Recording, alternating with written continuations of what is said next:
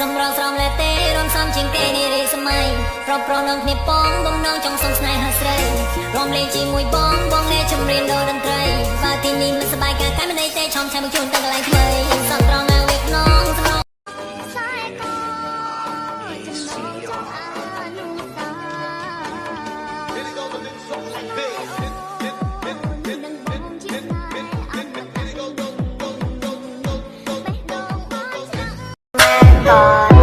เธอทำให้ฉันหลงเลยลืมทางออก